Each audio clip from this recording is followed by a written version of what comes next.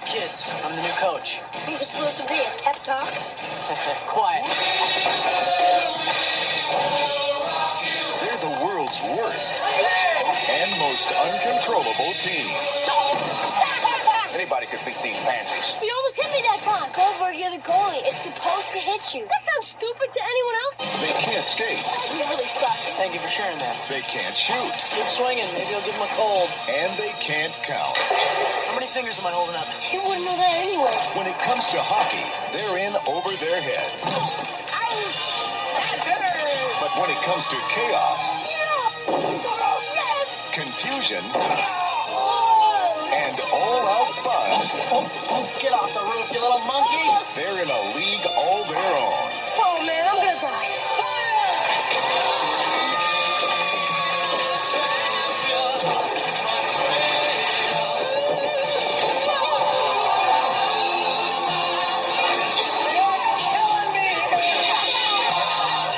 Champions.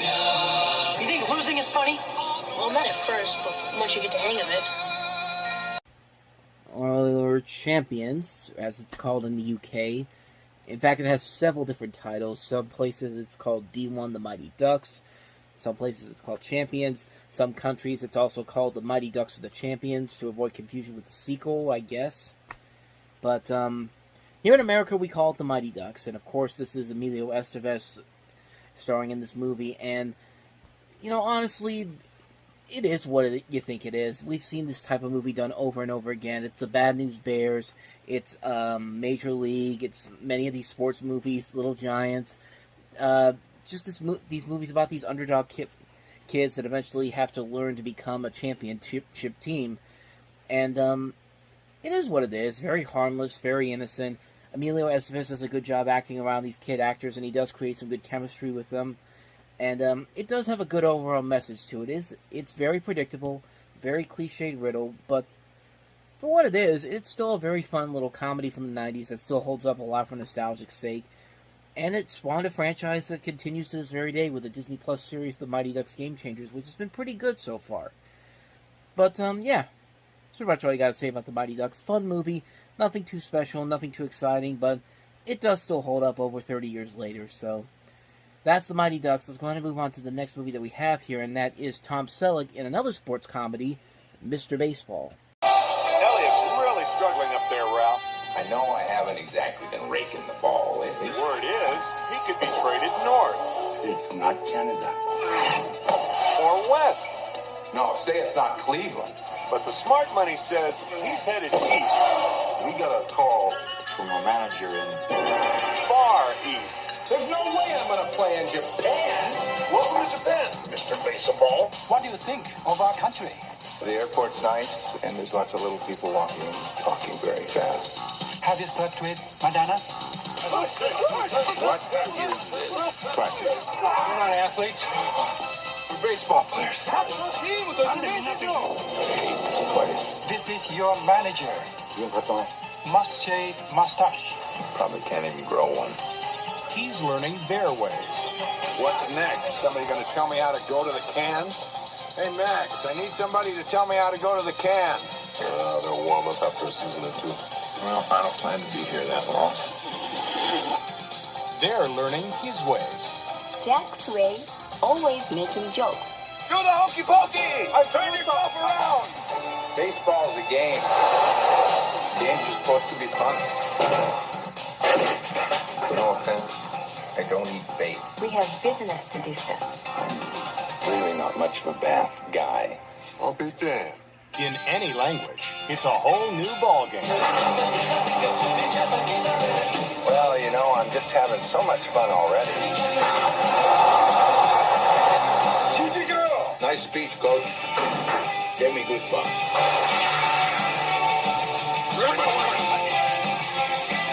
Give me a little kamikaze. Give me a little bonsai. Wake up in here. Tom Selleck. Fantastic. You got that right. Mr. Baseball. Well, you gotta give it some credit for Tom Selleck. It's certainly a lot better than the last movie he's been in. In fact, the last couple of movies he's been in have not been very good, but this one's actually not too bad. I mean, Mr. Baseball is what it is. It's another one of those movies where it is very much Bad News Bears. In fact, this is kind of like Bad News Bears when they go to Japan. Kind of the same concept here, but overall, the jokes in here are pretty funny. There isn't anything too offensively bad about it, which that trailer makes it look like there is. It is a fun-looking movie to watch. Like, there is a lot of good cinematography to this. The shots of everybody in the stands looks pretty good. The visuals overall are very impressive to look at. This just has some good cinematography to it, some good music by Jerry Goldsmith.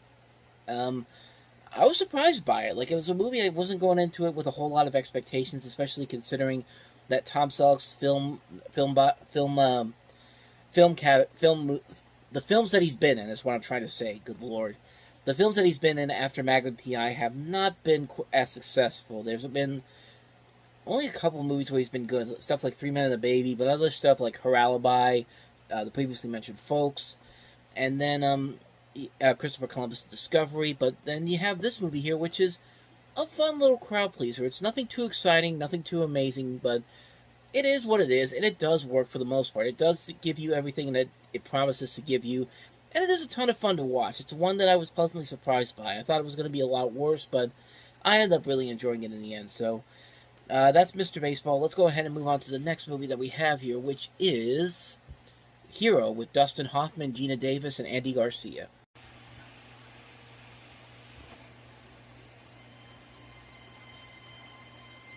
What would you say if I told you I ran into a burning plane and saved a bunch of people and risked my life? You wouldn't do it. I mean, it's a character thing, Bernie. Bernie LaPlante was a small-time operator. Give me $85 for machined water. I'll throw in a couple of wheel covers, a case of insect repellent. Here. You need a air filter? Gail Gailey was a big-time reporter. For excellence in the pursuit of truth. Then, one dark night, as she was flying home,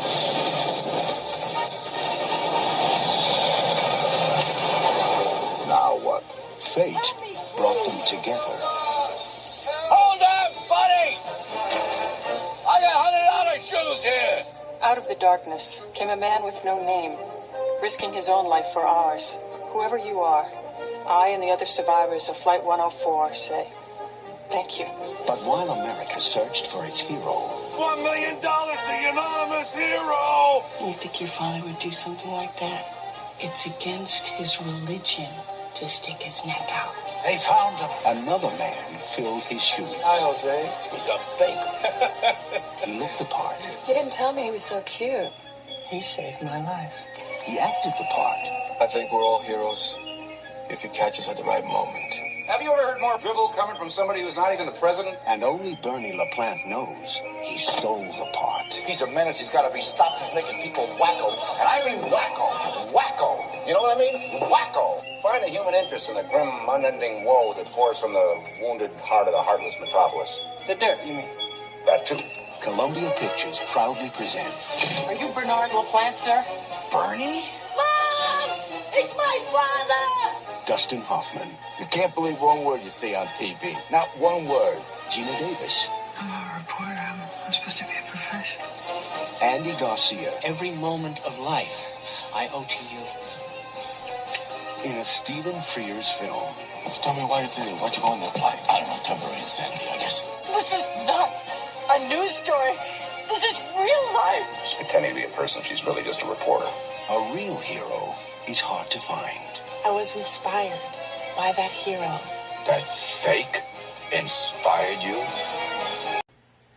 So this is directed by Stephen Frears, whose last movie that he did was The Grifters, which was a great film that came out 2 years ago.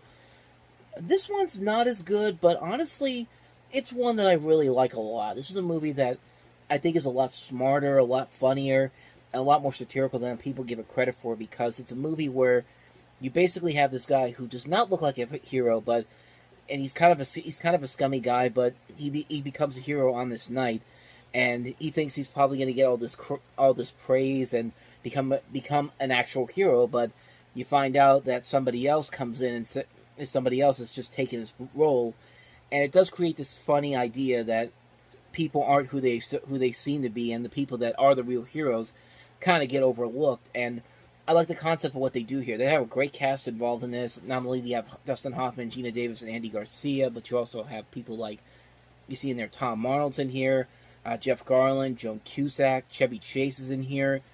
And the concept is very funny, and these actors work off of this so well. There's a lot of great comedy in here, a lot of great satirical elements to it. It's a very fun movie. It's a movie that I think it's kind of ahead of its time, really, because nowadays you get a lot of these stories every once in a while, like where you think something that you see on there is actually what it is, but it really isn't, and you get a really good movie here. It's also co-written by the same man that would also write the script for Unforgiven, which was, of course, the year's Best Picture winner. It's an overall really good movie. Maybe one of Stephen Frears' most underrated movies. I'd say definitely check it out if you can. You may be surprised on how it actually has stood the test of time, honestly. Hero, great movie. Definitely check it out. So, with that said, let's go ahead and move on to the next movie. Probably the best movie to come out this weekend. It was one of the best movies of the year, and that is the star-studded Glengarry Glen Ross.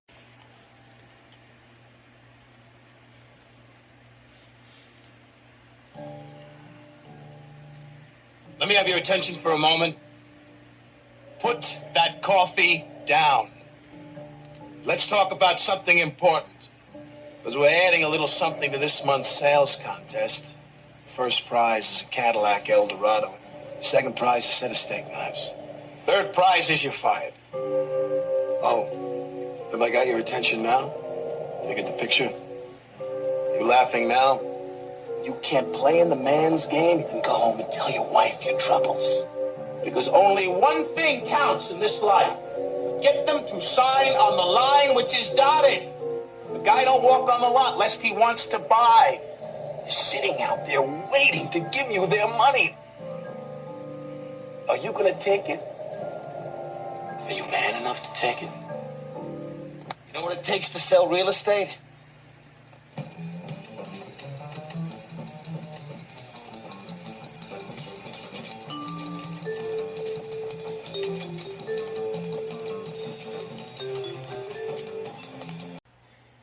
Glengarry Glen Ross, honestly, is David Mamet at his absolute best. This is the best that he gives you.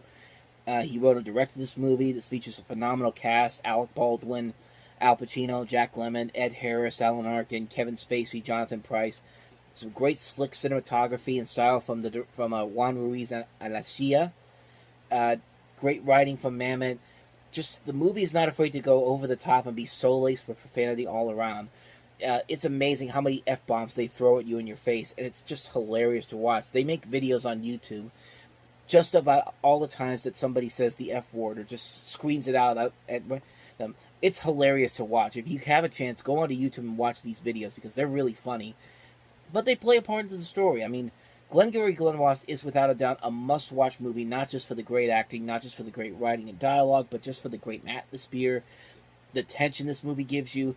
This is everything you expect a great movie to be, and is must-see movie making. If you want to see really great entertainment, this is definitely it right here. Glengarry Glen Ross, you can't go wrong with it. It's a classic. Need I say more about it? Let's go ahead and move on to the last movie that we have here, and that is John Malkovich and Gary Sinise in the adaptation of John Steinbeck's classic novel of Mice and Men.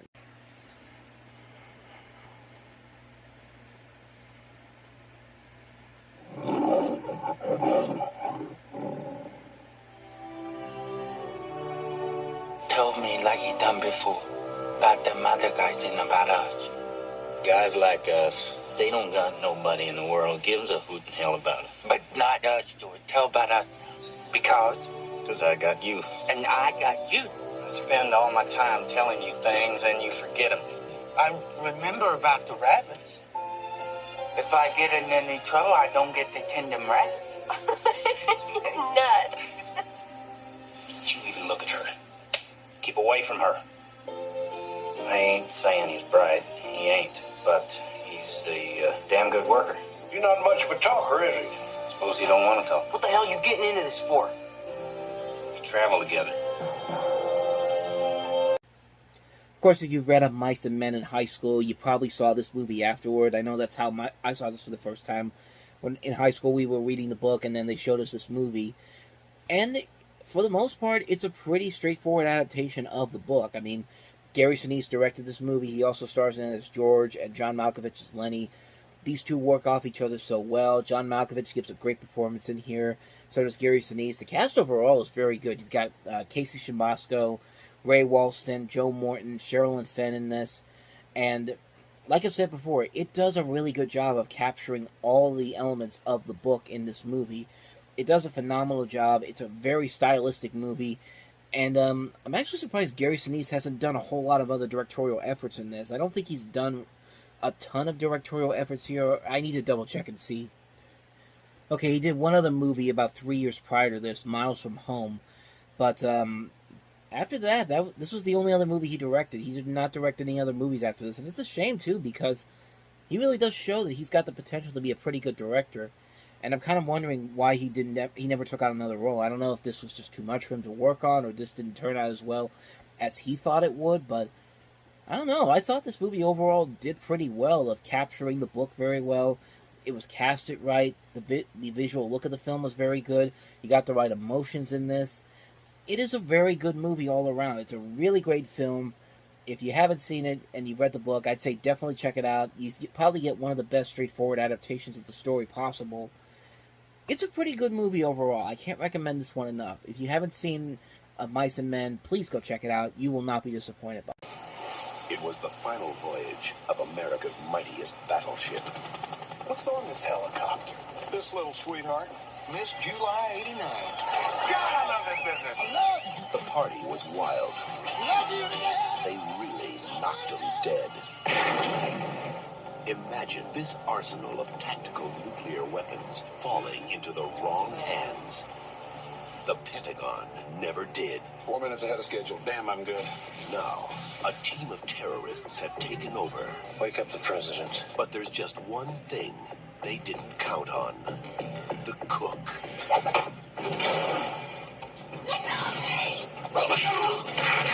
Are you like some special forces guy or something? No, I'm just a cook. Oh my god, we're gonna die. This is not the work of a cook. I want you to coordinate your efforts with us. Yes, sir. I see that you completely disobeyed my orders. Roger that. Ryback is an ex-SEAL. Expert in martial arts. Explosives. Weapons and tactics. I also cook. The Nimitz is tracking 2 Tomahawks just launched from the Missouri. Where are they headed? Honolulu. Happy trails. Steven Seagal. I know you, don't I? Tommy Lee Jones. Been a long time. I'll see you in hell, son of a boy. Under Siege. So Under Siege is arguably the best Steven Seagal movie that he's ever been in. I mean, it's a great movie overall. It is very much Die Hard on a battleship, but it's a fun Die Hard knockoff. It really is. Mostly because of Seagal, who does the best that he can in this situation. The direction of Andrew Davis, who Harrison Ford was so impressed with with the way that he handled this movie that he would ask him to direct The Fugitive not too long after this. But also you get 2 really good villain performances from Tommy Lee Jones and Gary Busey. I mean, Tommy Lee Jones, whenever you put him in a movie, he's always going to put his A-game in there, even in something as bad as something like some of his worst movies that we'll delve into down the road. But yeah, overall, this is a fun movie. It's a movie that really works for what it is. It is obviously a Die Hard knockoff, but it accepts the fact that it is, and you're just having the time of your life watching it. And it's just a ton of fun to watch. The action sequences are great to watch. The visuals overall are impressive. Also of note here, this was actually, when this movie came out, they didn't screen this to critics prior to the release of the film. And usually when you do that, the studio doesn't really believe in it. They're just putting it out there, hoping that the audiences will like it enough. And at the time, this was actually the most successful movie that had not been screened for critics prior to release. So, I mean, it just goes to show you that sometimes you've seen these movies that don't get any critics to watch it beforehand, and then sure enough, afterward, it turns out the movie was actually pretty damn good, and this was no exception. That's pretty much all I got for you on this one. Under Siege is pretty much one of the best movies that Steven Seagal has ever been in. It's a fun action movie from the 90s. What more can you say about it? It's good fun all around. So, with that said, let's go ahead and move on to the next movie, and it's another one of the surprisingly many Christopher Columbus movies we got in 1992, and this one comes to us from Ridley Scott, and it's 1492, Conquest of Paradise.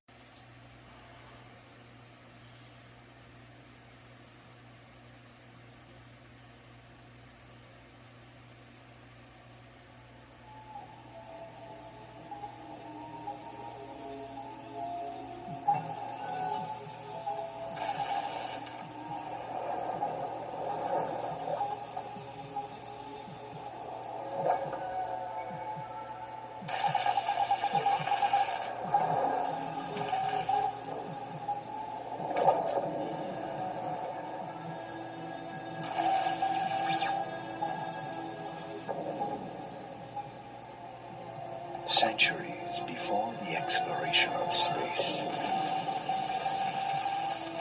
there was another voyage into the unknown.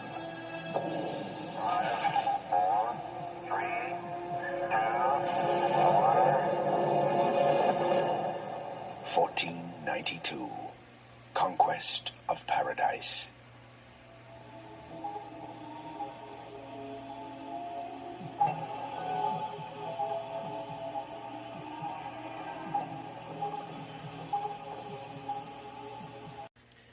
Great teaser trailer, by the way, but also it's certainly a lot better than the trailer that they did after that, which, if you ever seen Tropic Thunder and you see the parody trailer for the Robert Downey Jr. character, I feel like they took the inspiration from this trailer that they did after this one, but because, man, the music choice on this trailer that I can't unfortunately show you on here, so I'll put a link to it below. That was not a good music choice right there. I mean, but to the movie's credit, though, I'll give it this. It was a whole lot better than Christopher Columbus: The Discovery was. But that's not really saying a whole lot, honestly, because most of the Columbus movies it's pretty much all the Columbus movies that came out in 92 were not that good. You had, like I said, you had this one. You had Christopher Columbus: Discovery, which we already talked about. You had Carry On Columbus, and then you had the animated Magic Voyage with Dom DeLuise as Christopher Columbus. And like I said before, none of them really transpired all that well. The interesting thing about this movie in particular is that there was at least an attempt to tell a story here. I mean, you could definitely tell with this movie they did take it a little more seriously. They got an actor who resembles more closer to Christopher Columbus than the guy that they got in Christopher Columbus: The Discovery. I mean, Gerard Depardieu does the best he can with the material given to him. You can actually believe the supporting performances in here. Sigourney Weaver, Armand Assante. The locations in here feel like they're not out of it. They don't feel fake, is what I'm trying to say. And there is an effort to at least try to make a story out of this. It didn't really work all that well, but I gotta give Ridley Scott credit where credit is due. At least he did try his best to make something that was at least trying to be something that constitutes as a decent movie all around. I don't think like I said, it didn't work all the way through, but there are some good elements to it, as I mentioned before. Vangelis, who's best known for the Cherry Sapphire score, did a pretty good job with the theme with the music overall in this. He did a very good job with that. So overall, 1492 is not a good movie, but it isn't a bad movie either. It's just a movie that has good intentions to it, has some high ambitions. They just never really went the way I think Ridley Scott wanted it to go. I think there was a much better movie here. There's a much better movie here if they took another time to put it more into the script. Maybe they would have had something, but I feel like they rushed this one out because they wanted to get it out in time for the anniversary of when Columbus discovered America, because this was, of course, the 200th anniversary of 500th anniversary, I should say, of when Columbus discovered America. And, like I said, not a bad movie, but certainly not a movie that really lived up to what I think Ridley Scott intended for. Has some good intentions, some high ambitions, but it just didn't make it. It just didn't work all around. That's what I'm trying to say. So with that said, let's go ahead and move on to the last movie that we have here, and that is Brad Pitt in A River Runs Through It from director Robert Redford.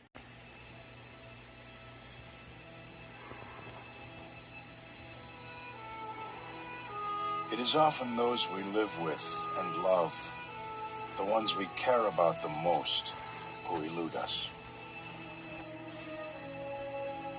Even now, when I look back on the Montana of my youth, I long to understand what happened there and why. Norm, what do you want to be when you grow up? Minister, I guess. What are you going to be? First or fly fisherman? There's no such thing. There isn't?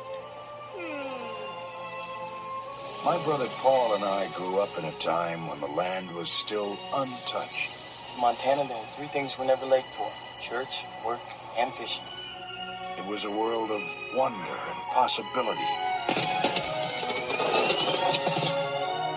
I'm in love with Jessie Burns. With all the fish in the river. I'm not like her.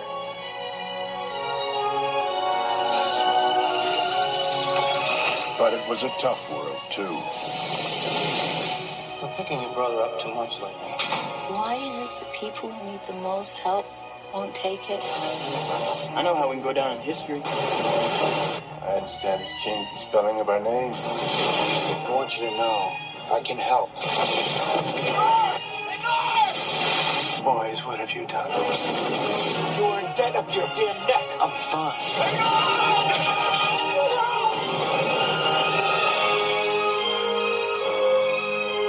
From boys to men. The world is full of bastards. The number increasing rapidly the further one gets from Missoula, Montana. Amen. In life and in love.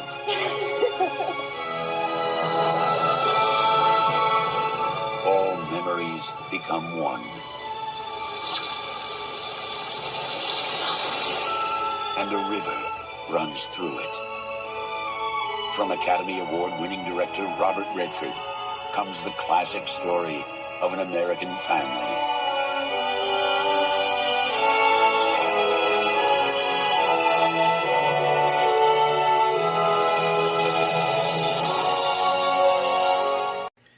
So for Robert Redford, this was actually the first movie he had directed since the Malago Beanfield War, which I guess came out in theaters in 1988, but was largely forgotten because I knew nothing about it, and I don't think anybody else really knew anything about it.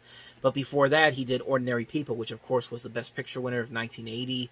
Got a directorial Oscar for Robert Redford himself. And this movie, A River Runs Through It, kind of restarted his directorial career, because after this he did Quiz Show, The Horse Whisperer, The Legend of Bagger Vance, Lions for Lambs. This kind of jump-started his career again as a director. And most notably, this movie is the film that launched Brad Pitt as the... This is the performance that was his career-making performance, even though he was very critical of his own performance in the film. He said that Robert Redford made a quality movie, but he didn't think he was skilled enough. He thought he could have done better. Maybe it was pressure on the part of playing someone who was a real person and not wanting to let Redford down, which, I mean, I guess it worked, because look at where he is now, 30 years later. He's an Academy Award-winning actor, and after this movie, he slowly but surely has become one of the great actors that we have right now. Usually he doesn't make a bad movie. Once in a while he will, but he usually does put his all into the movies that he's in, and this movie is no exception. He's playing a very good character in here. He is one of the strongest elements to it. The cast overall is great. Craig Schieffer, Tom Skerritt, Brenda Blethyn, Emily Lloyd, Edie McClure is in this. It's an overall enjoyable movie. It's a good period piece film. It doesn't feel too Oscar baity at all, even though that trailer kind of does a little bit. Kind of reminded me a little bit of how The Prince of Tides felt, but it is a decent film all around. It's not the best Robert Redford movie. I would say that Quiz Show is probably my favorite movie that Redford has directed. I think that's the best movie he's made. We'll delve more into that one when we get to 1994, but as far as this movie goes, it's a very enjoyable film. It does a good job of adapting the book that this is based off of. It is a fun movie it's a good movie to watch to see these performances carry the film. It's a very good film overall. If you haven't seen River Runs Through It and you want to see some good Robert Redford movies he directed, definitely check this one out. Have you ever heard Candyman? If you look in the mirror, you say his name 5 times. In cities everywhere, Candyman? they whisper his name. Right. Candyman. It's just a story. Candyman? Candyman. Just a ghost story. Candyman. community starts attributing the daily horrors of their lives to a mythical figure. The legend first appeared in 1890. He was attacked, mutilated, and burned to death. Poor Candyman. Helen, a woman died in there. Leave it. Everyone knows he isn't real. That's modern oral folklore. Everyone. Except Helen Lyle. Bring it up. She's safe around here. I don't scare her too easy. Wanna know about Ruthie Jean? They ain't never gonna catch him. Candyman. Who is that? I came for you. Do I know you? Now she is about to discover. Helen? Get out! Get out! What's behind the mystery? I'm sick. What's behind the legend? Listen, he's under the bed! And most terrifying of all, come with me. What's behind the mirror? He's here.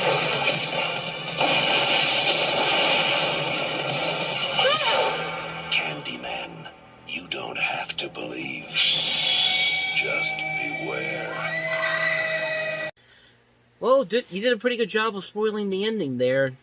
No joke. That's literally how the movie ends. So, good job, trailer. Good job for that.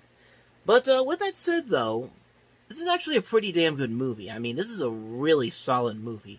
Very creepy, very terrifying, it's very intense. I mean, really, it really is a movie that really does keep you invested in what's going on.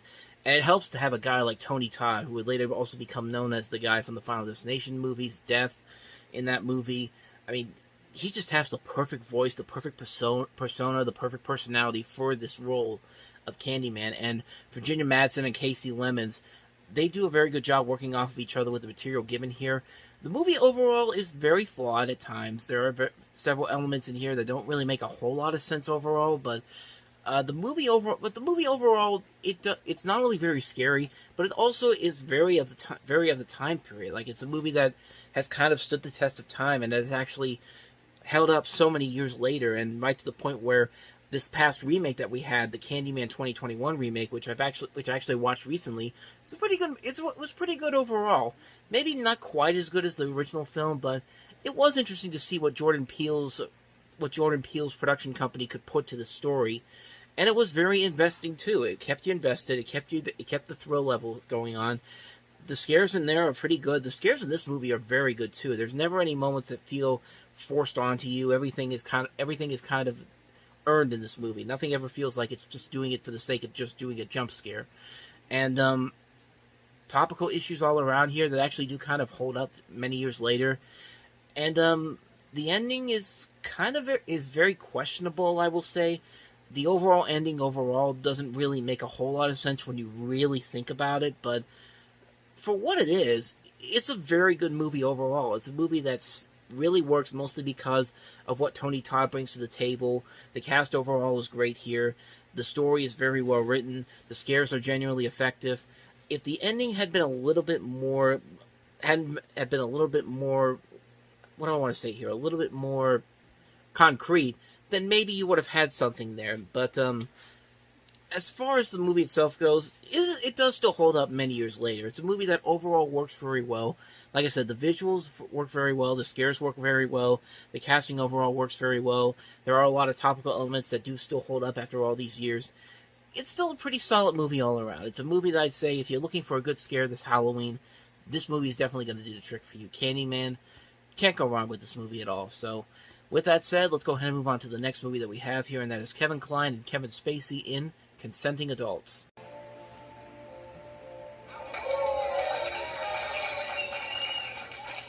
Mom. Nice party, Miss Parker. You're welcome. Guess we have new neighbors, eh? You mind if I run along with you? Richard Parker. Oh, hey, Eddie Otis. Sorry I'm late. I'm Catherine, but everybody calls me Kay. I would like to propose a toast to neighbors and friends. How long have you been married? 14 years. Have you been faithful all those years? What's the trick? To which? Marriage. Trust, I guess. Trust. It's very interesting. I can't remember when I liked the guy as much as I liked you, but the truth of the matter is you're a wimp. Eddie, careful! You think you can be alive without taking risks. You want to make love to my wife, but you're afraid you'll get caught. You are insane, Eddie. This is how you die. These little things you deny yourself.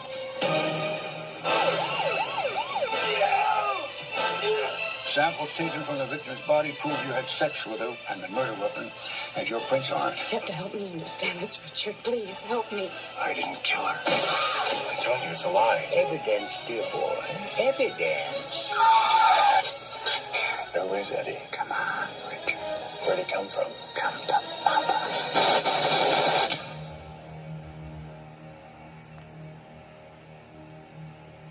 What a setup. I mean, not really. I mean, this is a setup that we've seen done numerous times beforehand and done a whole lot better, but in this movie's case, not so much. This is a crime thriller directed by Alan J. Pakula, who also did Presumed Innocent a couple years ago, related to The Pelican Brief the next year, and you've got great actors here. Kevin Kline, Mary Elizabeth Mastrantonio, Kevin Spacey, E.G. Marshall's in here, Forrest Whitaker, but as far as the movie itself goes, it's kind of what you expect it to be. You can kind of figure out what's going to happen, who's going to be the double crosser, what the twist is going to be at the end, and there's just nothing really all that exciting about it on any level, shape, or form. I mean, everything you kind of think is going to happen here. I think all these actors deserve a better movie than this.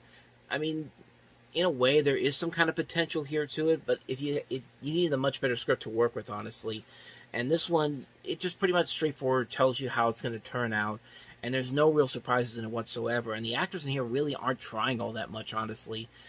It feels like a cliche-riddled erotic thriller that was kind of rushed into production to kind of capitalize on stuff like Basic Instinct. I mean, you even hear the Basic Instinct score in that trailer there, but yeah, this one's pretty forgettable. Despite all the people that they have involved here, this is an overall forgettable movie. It's one that rightfully is forgettable because it's not really all that good. So that's Consenting Adults for you. Let's go ahead and move on to the next movie that we have here, and that is, if I could figure out what it is now. Oh, now I have it. Joe Pesci and Barbara Hershey in The Public Eye.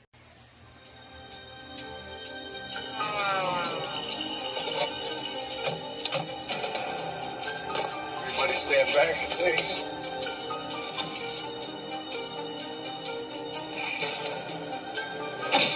Jeez, Bernsey, you scared me. I killed him to get the picture. The kid, put the hat in there. Huh?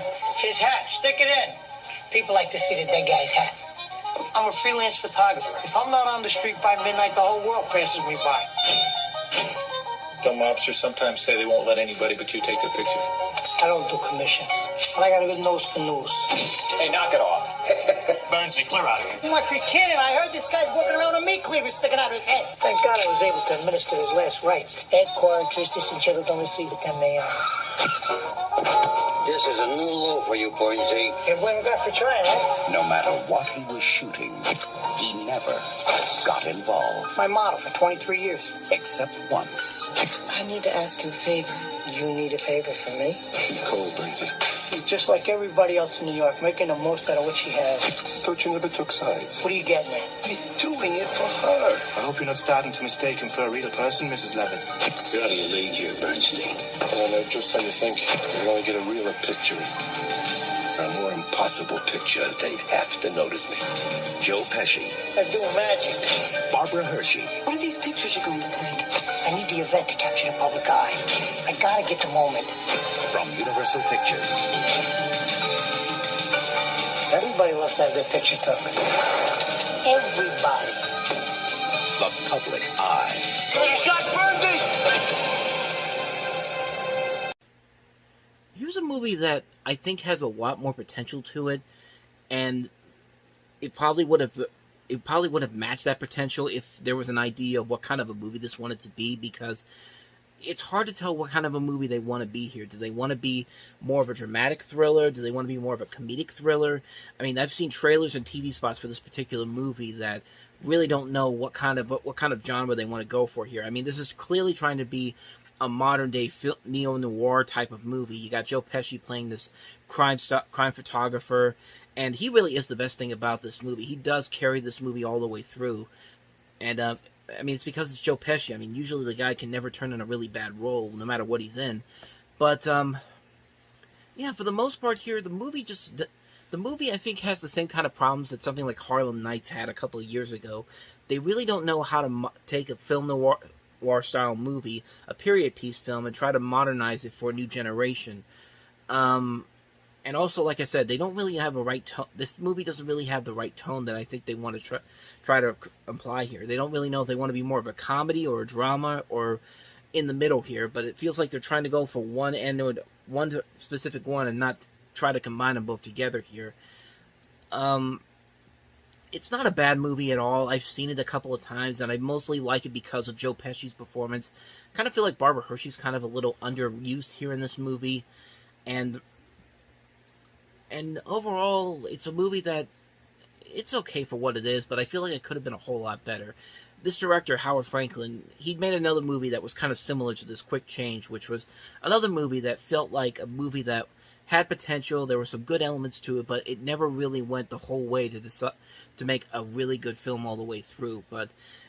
And here, it kind of feels like the same thing too. Like, like I said, there are elements here that do kind of work, but the tone really is the biggest problem that this movie has. It can't really figure out what kind of a film it wants to be, other than a neo-noir film. Does it want to be more of a dramatic neo-noir film or a more comedic neo-noir film? It can't really decide on which one it really wants to be, and I think that's kind of where it suffers. But if you want to see some good Joe Pesci material, this is definitely a movie you should check out just for his performance alone. But other than that, though, you could probably skip this one, honestly. That's pretty much what I have to say about The Public Eye. Now let's go ahead and move on to the last movie that we have here, and that is Robert De Niro and Jessica Lange in Night in the City. That's all I ever do is take the money and run, take the money and run. That's all I ever do. So why? Why should I? Why should I settle for that? I'm not like that. No. Just for the record, though, I want to ask you something. How much were you going to pay me? In a world of fast operators. Harry Fabian, attorney. Everybody, this is Harry Fabian. Harry Fabian is one of a kind. Tomorrow you're going to see this doctor. He's the best. This guy can do like open heart surgery with mittens on. What a shyster. Shyster? Harry Fabian, defender of worms. He talks the talk. No can do. What's no can do? What's that, a Chinese appetizer? He walks the walk. Let's go to my place.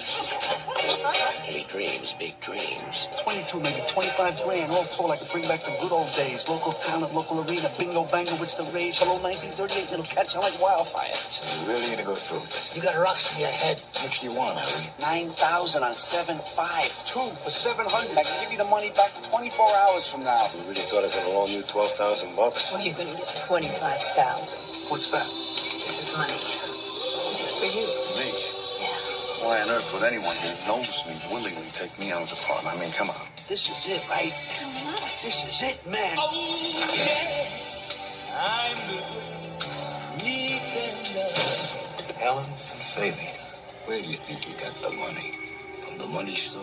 What do you mean you're leaving me? You go to hell. You leave Phil, you leave town. I will have you killed, Harry. You don't even trust you. You let everybody walk all over. Walk all over. Everybody. You want to kill me? I don't give a damn. I don't give a damn. Come on. I'll bring you home safe. Oh, yes. I'm good. Me tender.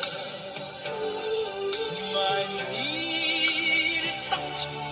I pretend too much. I'm lonely, but no. Honestly, this kind of reminds me a lot of The Public Eye. Very much a lot of the same problems that I have with that movie. You could definitely kind of put into this movie as well. That trailer really doesn't know what kind of a movie it wants to be. Does it want to be more of a heavier action drama?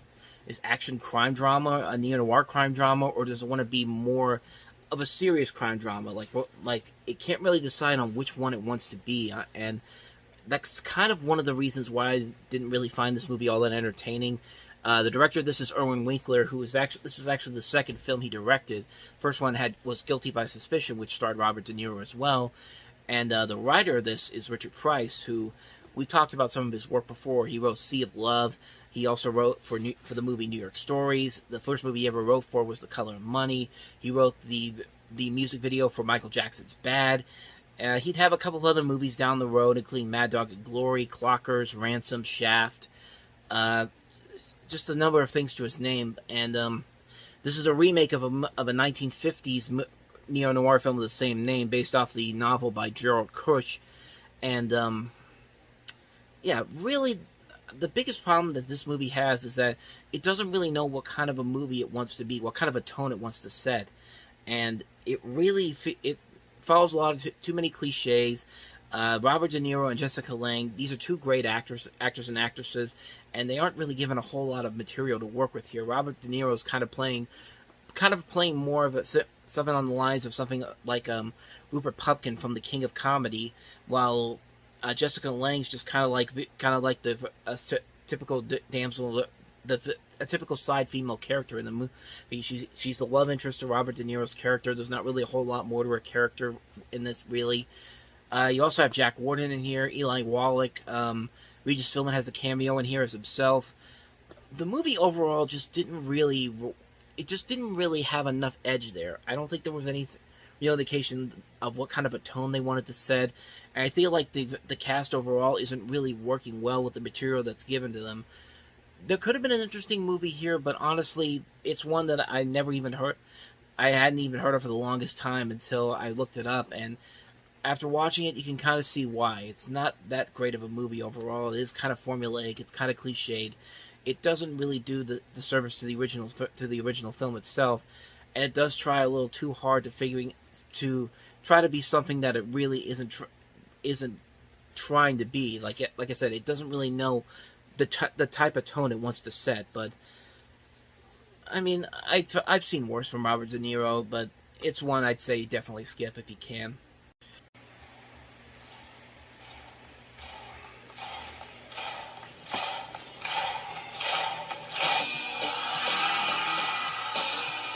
Warner Brothers presents George Strait in his motion picture debut. Where the sidewalk ends and the road begins, we said goodbye. He had gone farther than he had ever thought. Done everything he had ever wanted. And felt more alone than he could ever have imagined. Sometimes I just want to dump the whole deal. Earl, old bud, I think I'm just going to take me a little walk. So he set out to find the kind of love. Did he say where he was going? I'm pretty worried about him. You follow the roots, you'll find it. He had only sung about. You know, I used to play in here years ago. Let me be your main man, and I'll always come through. Like Pony Express in the Wild Wild West, I'll ride. It's more fun than I've had in a long time. 'Cause I'm a top flight, hold you tight, get you there by daylight. You're out all night, man. So you really can fly that thing, huh? I was wondering, what are you running from? In all the world. She opened his heart, Haven't you ever been in love before?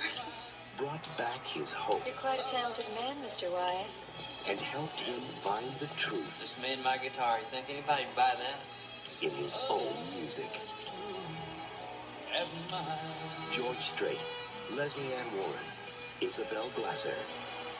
Pure country. Well, I'm pure rock and roll. I mean, yeah, I'm not a big country music person. I mean, I really don't like a whole lot of country music. I think there's only like maybe one or two songs I like, but maybe I'm over-exaggerating a little bit, but I'm not a big country music person. I really am not, so you could probably tell that I wasn't too thrilled about this movie in particular, and yeah, that's pretty much the case here. I mean, it's not a bad movie, and, you know, George Strait, he's not doing a bad job acting in here. In fact, I would have liked to see what he could have done with some more roles if he'd gotten them, but I don't know what happened. I don't know if he thought that, I don't know if he had a bad time working on this movie in particular, or nobody really wanted to hire him, but he really isn't the worst thing about this movie. In fact, the acting overall is pretty good here. You got him, Leslie Ann Warren, Isabel Glazer, and Kyle Chandler, who would later become best known for his work on Friday Night Lights, the TV series. But the movie itself is just kind of formulaic. It kind of reminded me a little too much of something like Coal Miner's Daughter or something like that. A very mediocre storyline that doesn't really have a whole lot to work with. It's just not a movie that's in my... It's not really in my personal area to really appreciate, because I'm not really much of a country music person, and there's just nothing about this movie that really pleases me here. I mean, despite the acting overall is pretty good, but that's pretty much all I got to say about this movie. If you're not really into this guy's music, you're really not going to get invested into it. It was really kind of how I felt about it. It's not a bad movie, but certainly not one I want to watch over and over again. So that's Pure Country. Let's go ahead and move on to the next movie that we have here, and that is Larry Drake starring in Dr. Giggles.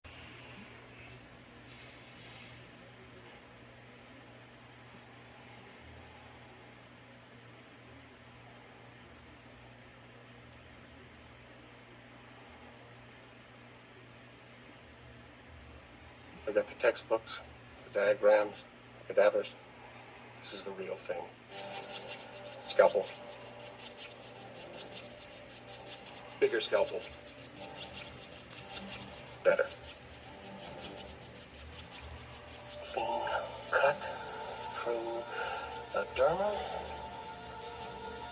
Suction. Using a tractor. And cauterize. Just nudge these intestines over to the right. Bone cutter.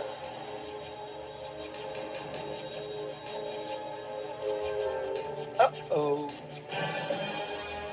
Nicked a bit of the liver there. Hello, Mr. Pancreas.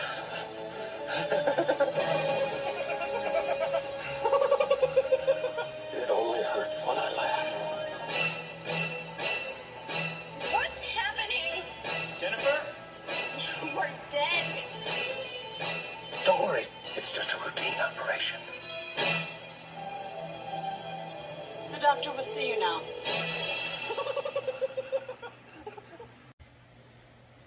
I can't specify enough how much I really love Larry Drake, man. I mean, he puts his all into pretty much anything he does. I mean, he was great on LA Law, he was great in Darkman. I didn't realize until recently that he was actually the voice of Pops in Johnny Bravo, and now I can kind of hear it now, but he usually brought it to any movie that he was in, or any TV show. I mean, he was a really great actor, and this movie should have worked because of that, but it really doesn't. I mean, he really is putting his all into this. He's trying the best he can. He has a lot of charisma. He has a great, over-the-top, deranged performance in this movie that it works okay, but the rest of the movie itself is your typical slasher movie. It's not really anything too exciting. It's not anything too amazing.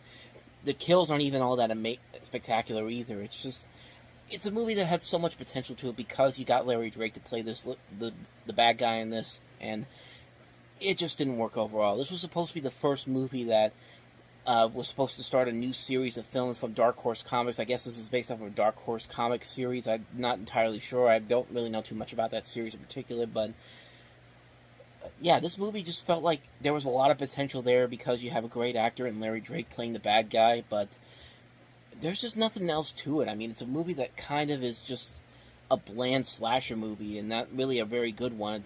There's a lot of potential ideas that could work here, but the script is just like I said, it's just a generic, cliched slasher film. It's nothing really exciting, nothing really engaging, and it just kind of leaves you immediately. Like, I completely forgot I even saw the movie about a day after I saw it for the first time, and that should really tell you a whole lot about it. It's a movie that just didn't work. Unfortunately, it didn't because of the potential that it had with its leading actor, but that's really all I got to say about Dr. Giggles. Dr. Giggles, I should say. I don't know what that was, but let's go ahead and move on to the next movie. Another Oliver Stone production, Zebrahead, starring Michael Rappaport. Fear In this society, anything is liable to happen. It's about hate. This isn't even about race. This is about ignorance. It's about trust. If you're gonna blame him, then you better blame me. Because we were in this together. It's about truth. Can you live with that? Black and white like this? Oliver Stone presents Zebrahead. It's about change. It's about time. So it's basically Jungle Fever, except the roles are reversed. It's now a white guy dating a black girl instead of a white girl instead of a white girl dating a black guy.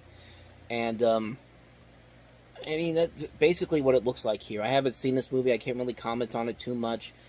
It doesn't have bad reviews on it, and honestly, it doesn't look that bad either. I mean, Michael Rappaport can be a very good actor if you put him in the right roles, and it looks like he fits this role pretty well.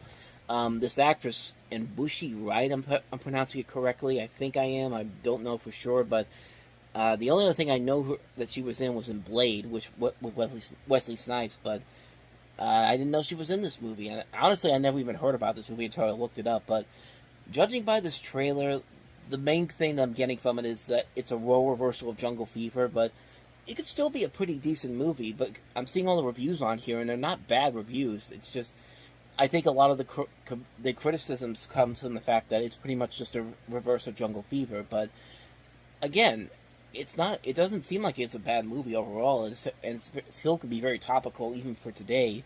But that's pretty much all I got for you on this one, because I haven't seen it. I can't really comment on it too much. So that's Zebrahead. So let's go ahead and move on to probably the best movie that came out this weekend. I shouldn't even say probably, because it is the best movie that came out this weekend. It's the movie that introduced us to a young director named Quentin Tarantino, and that movie is Reservoir Dogs. Put the gun down! Hey, your names. Mr. White, Mr. Blonde, Mr. Pink. Why am I Mr. Pink? Who cares what your name is? Yeah, that's easy for you to say. You're Mr. White. You have a cool sounding name. Let's go to work. So this is the movie that not only opened the door for Quentin Tarantino to become the director that we know him for today, but it also introduced kind of everybody to the idea of independent films and how the independent film boom in the 90s really began, because it started with little movies like this, and then you had stuff like Robert Rodriguez, El Mariachi, and it just kept going from there and there, and Miramax became more of a proponent of these movies coming out. They believed in these movies enough to the point where these movies that were independent movies became part of their library of films that would define their studio for the next decade or for the next couple of decades. And really, with this movie, you can kind of see why it worked, because you have a great cast here: Harvey Keitel, Tim Roth, Chris Penn, Steve Buscemi, Lawrence Tierney, Michael Madsen, Tarantino himself, Edward Bunker, Randy Brooks, Stephen Wright. Just these great actors working off of here, and you get to see everything that made Tarantino what he is: violent crime, pop culture references, nonlinear storytelling, which works all into his favor. And it's just a great movie overall.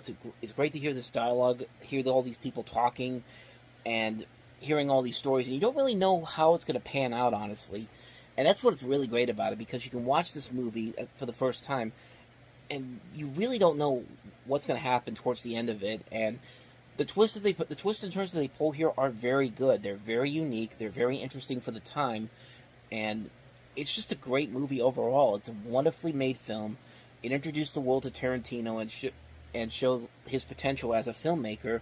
And of course, we would see what he would do later on down the line. His career would only get better and better throughout the course of this decade.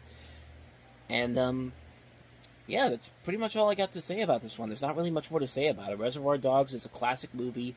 It's the movie that gave us Quentin Tarantino, introduced the form of independent film as we know it today, and it's a movie that has stood the test of time. It's just a great film. What more can you say about it? Reservoir Dogs, just a fantastic film. So, with that said, on to the last movie that we have here, and that is In the Soup. We got a dog that can read your mind. You're kidding me, right? New York, New York. If I could take living there, I could take living anywhere. I get $100 for this, right? Only problem is I'm broke. You know, before you put us in the movie, Mr. Hollywood, where's the rent? What was I gonna do? I had sold everything.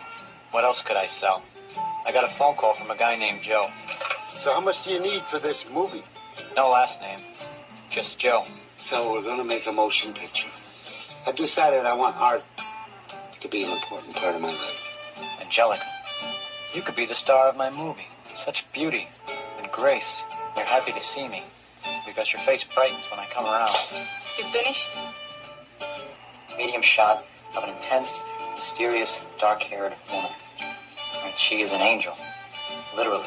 Joe, this is where it all comes together now, okay?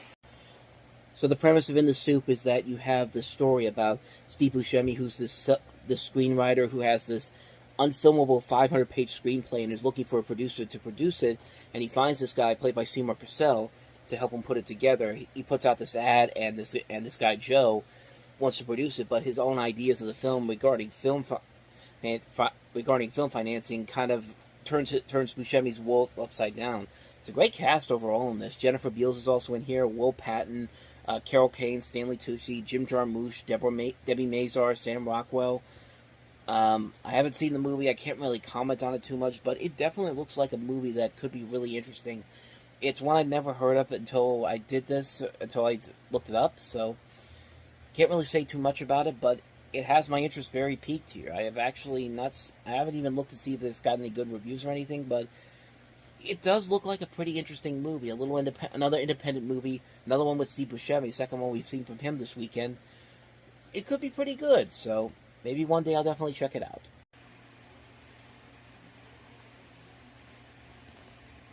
From William Friedkin, the director of The Exorcist. I thought I'd seen it all. Nothing like this ever. What happened? A serial killer stalks an innocent town.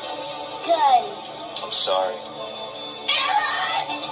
On the outside, he appears as the perfect boy next door. But on the inside, there's a murderer on a rampage. Mommy! No. Mommy? The witness knows the guy. He says he lives a couple blocks away with his mother. Now, it's up to this DA to track him down and stop the madness. I think we can nail this guy. For good. And we catch the suspect. We're at Oregon. Psycho cop-out. Charles Reese must die. A horrifying thriller based on true events. Who is this who's calling? Michael Biehn, Alex MacArthur. This crazy killer knows our number. Rampage. Okay, so something of note about this particular movie. This was actually filmed all the way back in 1986 in Stockton, California. And it had one screening in 1987 at the Boston Film Festival. And actually ran in theaters in some European countries in the 1980s. But the studio that was going to put this out, DEG, which was Dino De Laurentiis' production company, his studio, they went bankrupt. So the film had to sit on a shelf for a number of years. And for 5 years to be exact. During that time, William Friedkin, the director of this movie, as I mentioned before, he changed the ending to this movie. So instead of the killer committing suicide in jail, they actually changed it around where he actually has a happier ending to it, which, judging by that trailer, this guy does not deserve any kind of happy ending whatsoever. But Miramax picked it up, took it out of bankruptcy, and re-released it on this weekend. But according to William Friedkin, this was actually one of the lowest points of his career, which, you know, considering what he did in between this and when the actual movie came out, that says a lot, because he did this and then he did The Guardian, which we all remember how great that movie was. And by great, I mean not great whatsoever.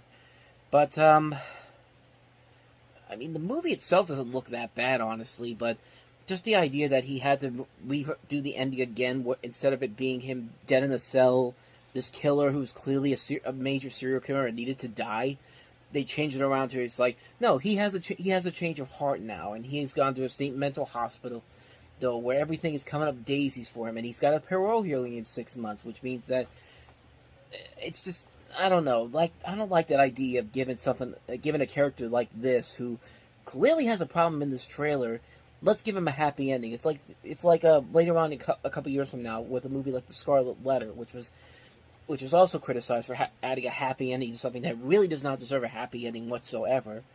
But, who knows? Maybe it works in the movie. I've never seen it, so I can't really comment on it, but considering the fact that it was sitting on a shelf for 5 years before it eventually got released, what makes you think that this movie's any good whatsoever? So, I don't know. Me personally, I probably will never watch it, but who knows? Maybe it's a little gem that nobody really knows about. But considering the fact that it was sitting on a shelf for the longest time, probably means it wasn't all that good to begin with. So that's just my quick thinking on Rampage, just from the trailer alone. Let's go ahead and move on to the last movie that we have here. Again, haven't seen this one, so we'll be quick on this one too. It's John Jucamen's The Lover. Time, 17, and Playboy. All hail Jean-Jacques Annaud's brilliant new film.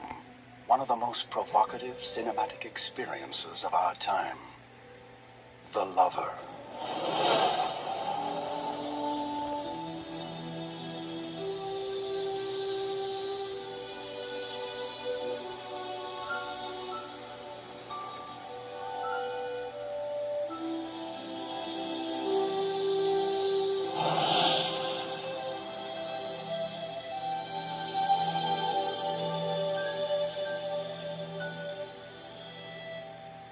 We are lovers. Every day we go back to the bachelor's room. We can't stop loving.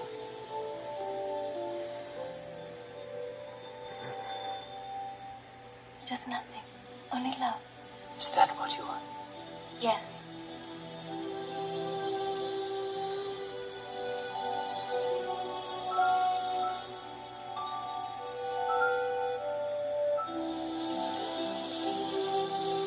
I'm going to die of love for you.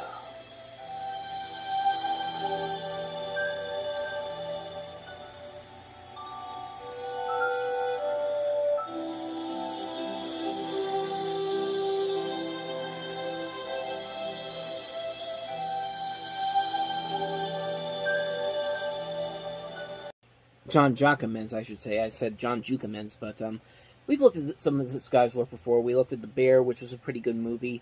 This is also the same man that would do stuff like 7 Years in Tibet, Enemies at the Gate, Two Brothers, and this movie right here, The Lover, which, it looks like it could be something interesting. It looks visually pleasing, but I don't know. That trailer seems a little too pretentious for its own good. I mean, it feels like a movie where you're being promised something, but when you actually see the movie, it's not really anything all that impressive. I mean, this actress Jane March, who would later go on to star with Bruce Willis in Color of Night, which was another kind of a sexy thriller.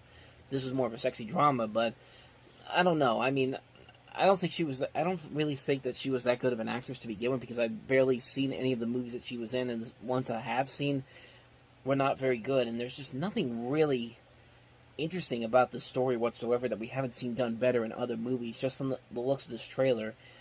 I mean, who knows? Maybe it's something that you have to just look at and see for yourself, but I don't know, man. That trailer, again, seems very pretentious to me. Like, it feels like something where it's cock-teasing you to go see this movie because you know there's going to be some nice sex scenes or something like that between these two sexy actors and actresses, but you probably won't get anything at all. I mean, I don't know. Again, I don't know. I haven't seen it, so I can't really say anything too much about it, but I mean, who knows? I mean, it's not something that I've quickly on my radar to see, but I mean, it could go either way, honestly. I don't really know what to say, but just that it came out this weekend, and that's pretty much all I got to say about The Lover, is that it came out this weekend, the trailer didn't woo me over. That's really all I got for you.